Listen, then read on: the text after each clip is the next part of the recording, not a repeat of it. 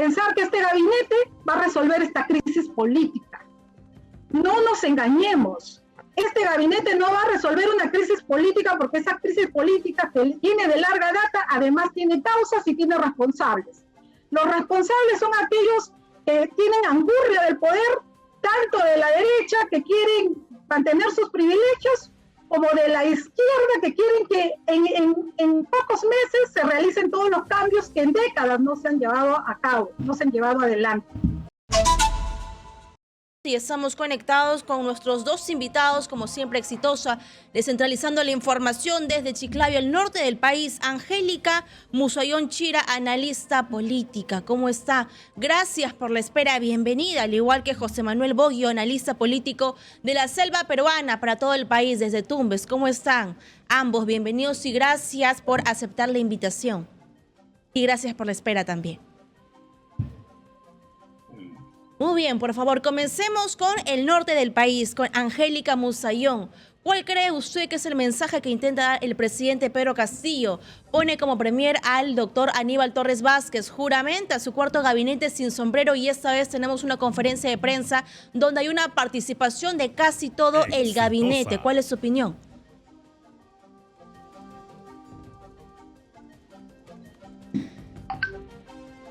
A ver si por favor activamos el audio de nuestra invitada que está comunicándonos desde Chiclayo y esa misma pregunta por favor para el señor José Manuel Boggio. Gracias por la espera. Desde Loreto, bienvenido. Tumbes. Desde Tumbes, por favor, cuéntenos, ¿cuál es su opinión? Bueno, buenas noches. Sí, buenas noches. Hemos escuchado casualmente lo que ustedes han estado pasando sobre el Consejo de Ministros o la conferencia de prensa. Estamos viendo pues que se está de alguna manera rectificando este gobierno. Hay que entender que tenemos un presidente que es un dirigente sindical, ¿no? Lamentablemente no es un estadista. Como él mismo lo dice, está aprendiendo a gobernar y le está pasando la factura de este aprendizaje, ¿no? Entonces, otro asunto que estamos analizando es de que realmente no se trata de un dirigente de izquierda, dirigente orgánico de izquierda. Se trata de un dirigente sindical que fue invitado por un partido de izquierda radical, digamos, que es Perú Libre, y asumió compromisos con la izquierda más demócrata, podemos decir, la izquierda democrática, para la segunda vuelta.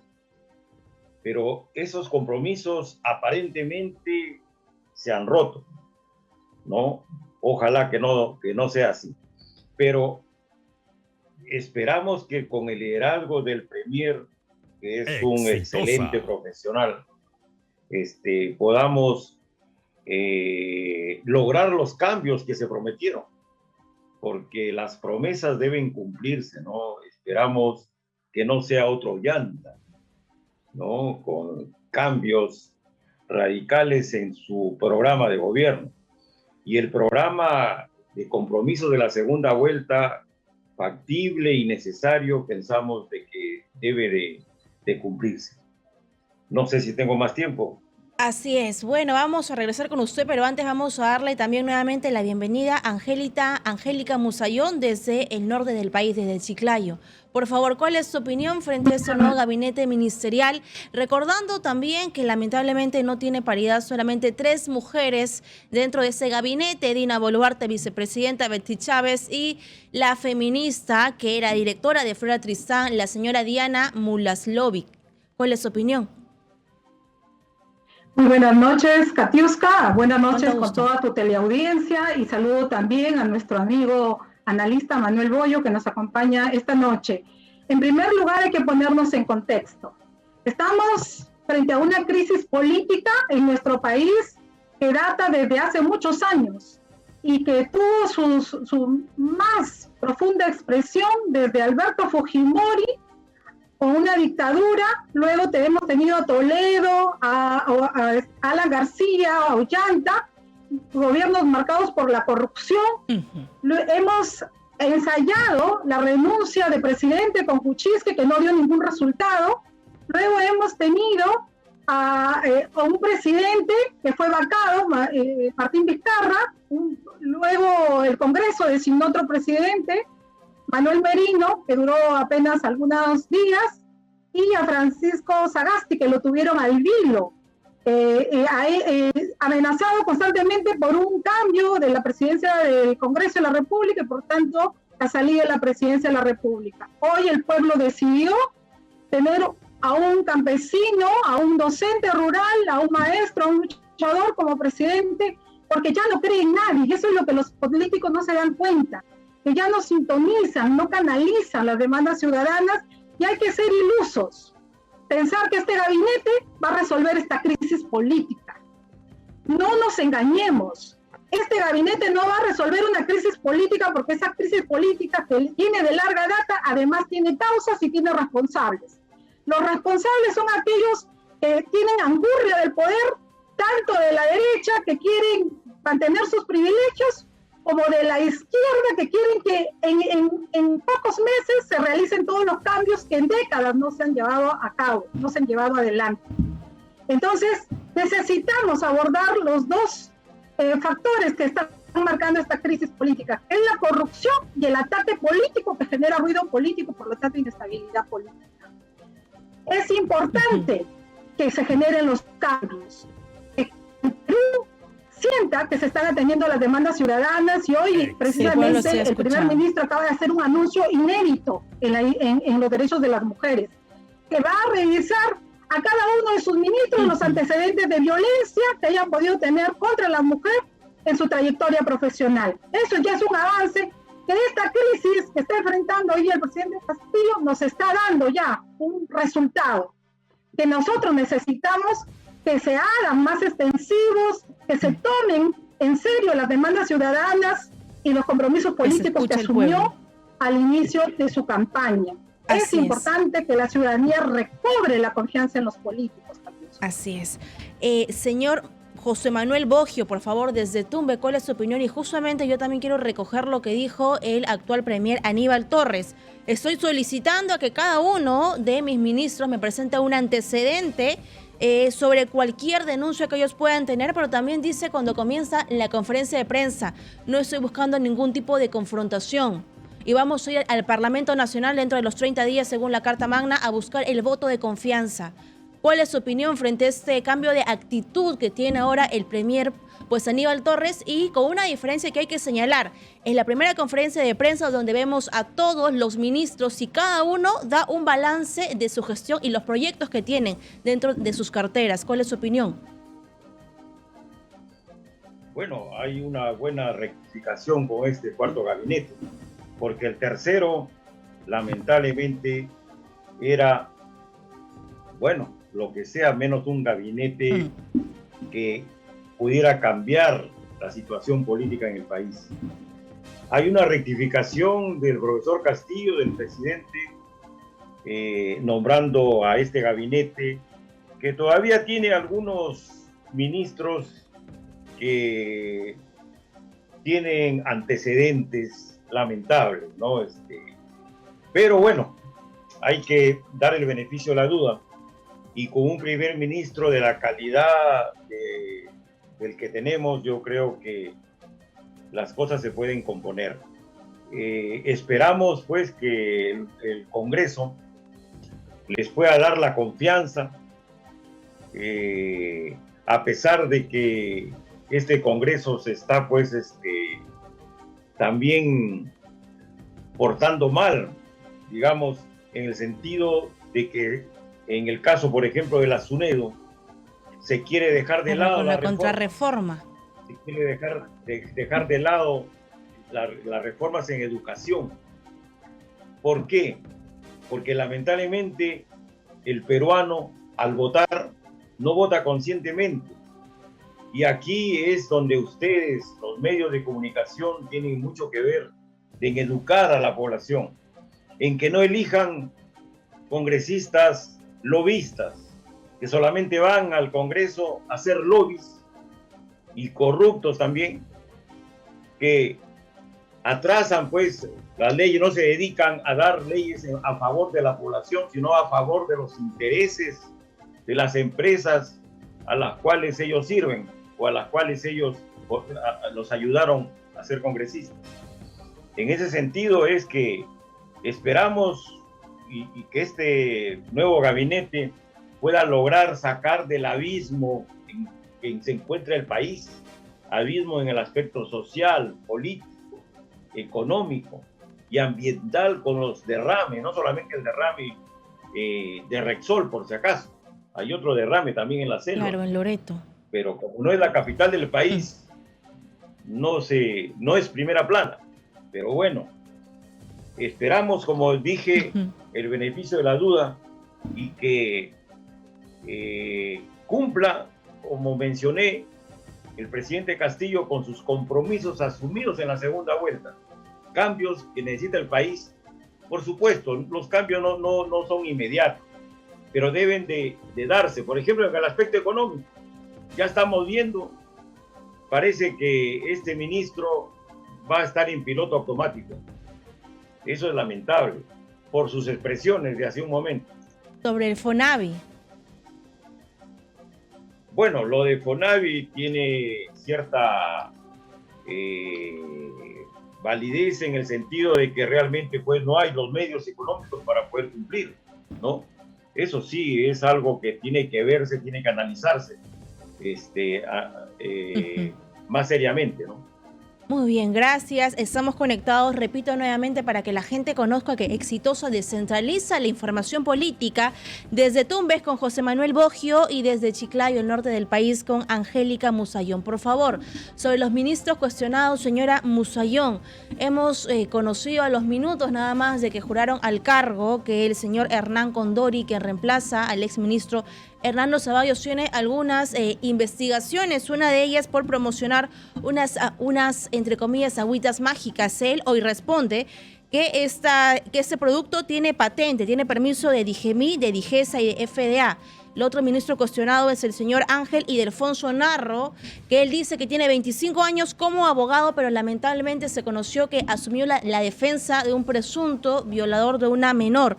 Y él dice, no tengo conocimiento sobre la denuncia. ¿Cuál es su lectura política? Es necesario tomar en cuenta de que cuando se ejerce un cargo público pueden surgir muchos cuestionamientos y hasta denuncias.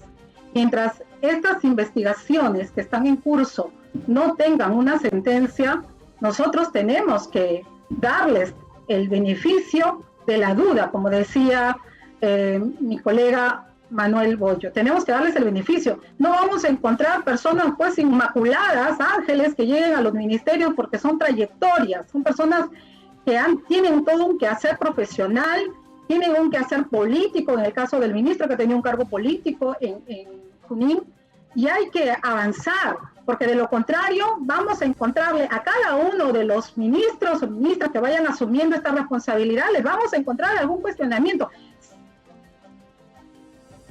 siempre y cuando no sean. Muy bien, vamos ahora a conectarnos con el señor José Manuel Boggio desde Tumbes, y justamente yo quiero pues preguntarle sobre estas declaraciones que han dado los ministros, y quiero enfocarme en el BRAEM, por favor. Según lo que ha dicho el contraalmirante Gaviria, ministro de Defensa, se va a comenzar la construcción del aeropuerto de Pichari. ¿Qué significa para la selva peruana esta construcción? Bueno, es algo positivo, es como lo anunciado respecto delitos comprobados, sancionados, sentenciados, tenemos que continuar.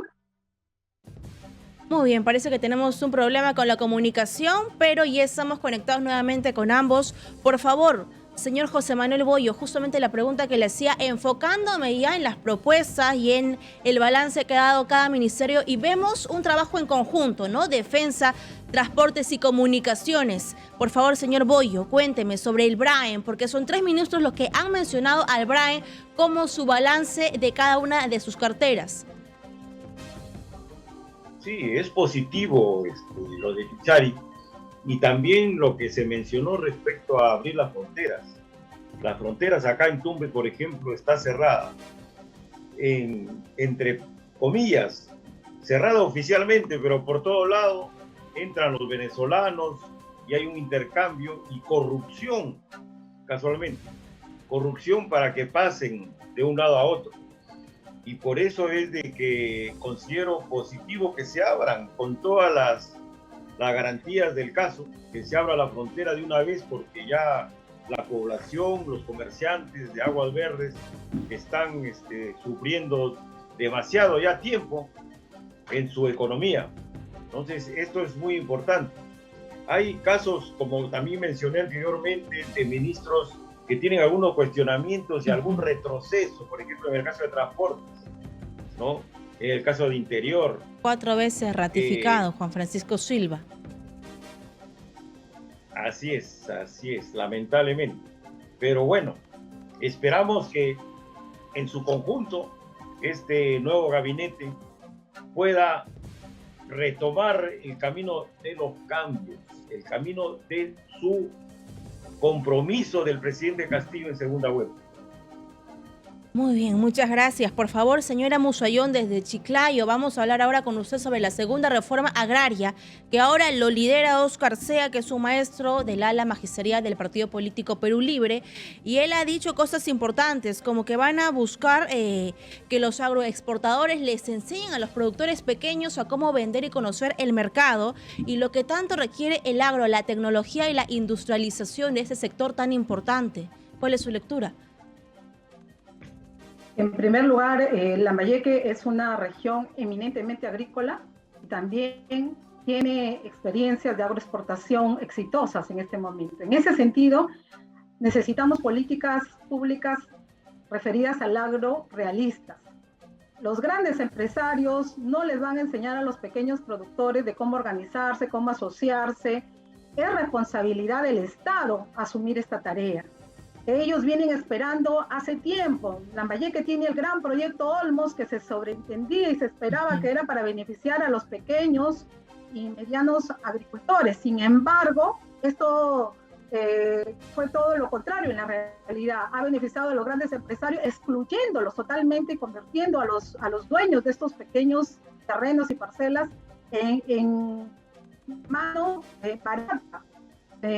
Sobreexplotados, trabajan más de 12 horas en muchos casos para poder lograr algún sustento a base de la agricultura que vienen brindándole a las grandes empresas que operan ahí en estos distritos. Y así en otros distritos de nuestra región y del norte del Perú. En ese sentido, pues, el Estado tiene que tomarse en serio la política agraria y no hacer declaraciones, bonitos discursos, sino que queremos que ya se pongan en marcha proyectos y programas de asesoramiento técnico y de comercialización para los pequeños y medianos agricultores de todo nuestro Perú.